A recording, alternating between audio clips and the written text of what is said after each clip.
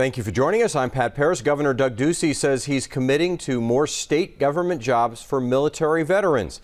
The governor says there's about 3,200 vets on the state workforce now. That's about 8.5% of the total. The governor says he's setting up special programs to get veteran employment to about 15%.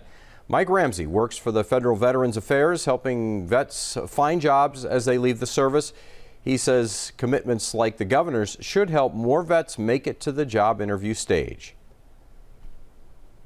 And then from there, I think they have a better opportunity of explaining how their military service might relate or how they might be a good asset to whichever organization they're joining.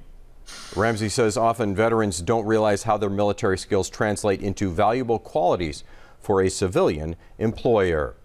The Air Force Research Laboratory's Space Vehicles Directorate is awarding University of Arizona researchers $7.5 million. That cash will be used to handle impending lunar traffic jams, meaning they'll develop ways to detect, describe, and track objects in space between Earth and the Moon. NASA says there are over 23,000 objects orbiting Earth, so it's an increasing concern. A local group is setting up to restore a mural outside of Roscrooge Magnet School and paint a new one to go along with it. The Alley Cat Girls are working to hire artists to paint and design the mural. They're also hoping to get students involved in the design process. The original artist worked with students back in the day to complete the piece, so they're hoping to follow a similar structure on the update. Group organizer Allison Miller says the mural is also really special to her and the artists.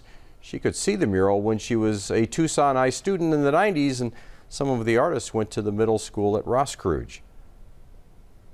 It is kind of sentimental to us. We think we'll revitalize this part and design a whole new mural to match it on the other side of the wall.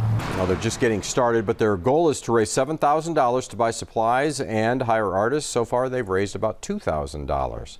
To weather the storm that brought winter weather back to southern Arizona is moving east, but will leave behind some chilly air. Overnight lows will drop into the mid-30s for the next couple of nights, with daytime highs in the 60s. By the weekend, warm air returns and highs climb back into the 70s with overnight lows in the 40s. Another storm, though, will arrive early next week and drop our temperatures back into the 60s with a chance of rain.